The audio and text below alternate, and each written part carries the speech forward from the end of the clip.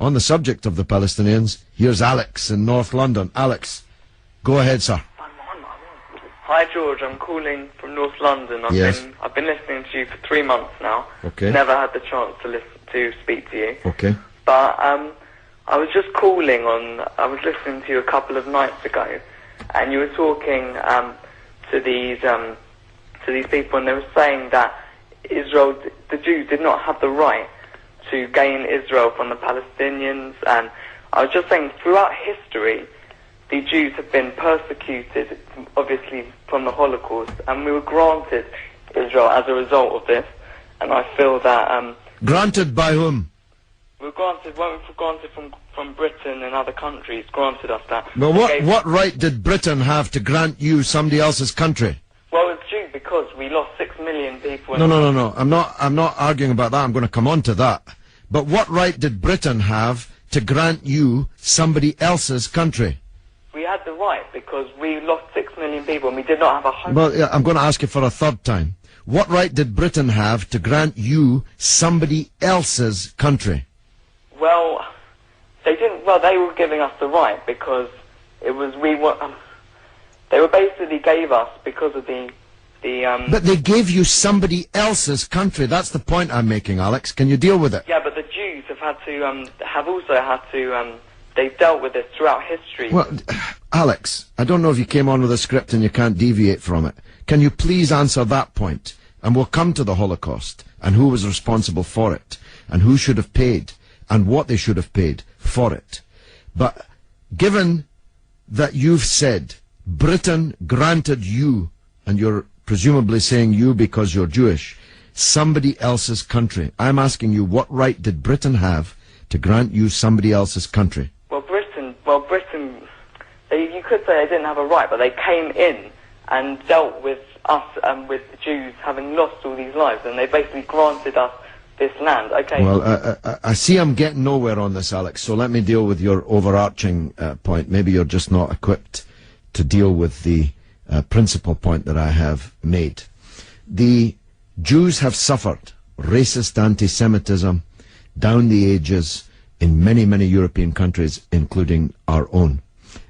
They were subject to regular discrimination at best, and pogrom and murder at most.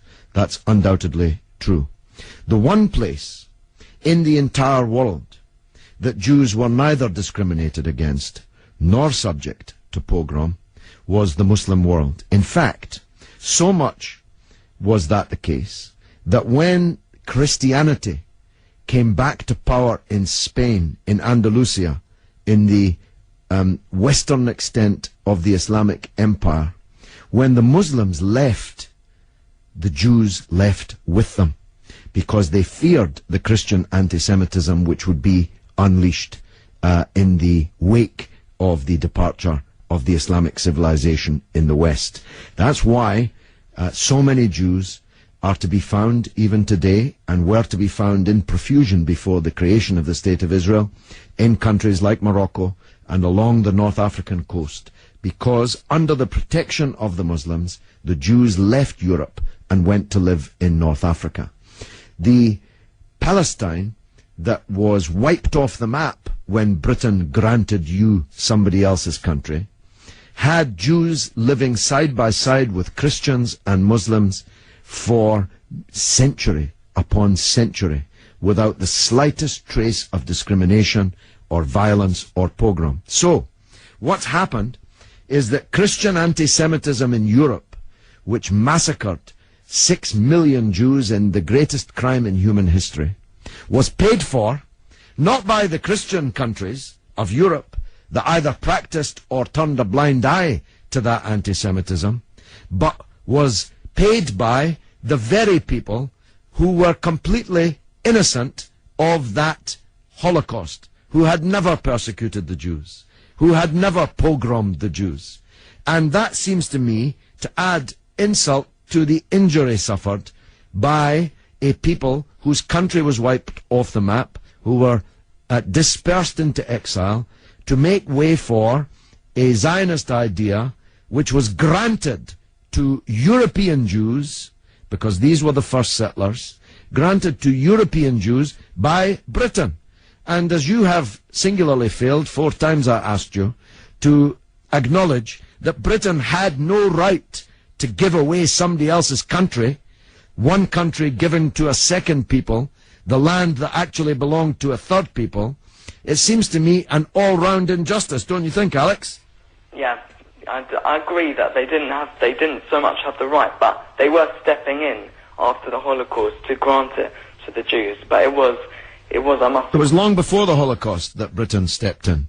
Britain stepped in 1917 with the Balfour Declaration made by the British Minister Balfour on our behalf to a group of atheistic Zionist Jews. I make the point about atheism because it's now claimed that this is some biblical land right, as if God was an estate agent.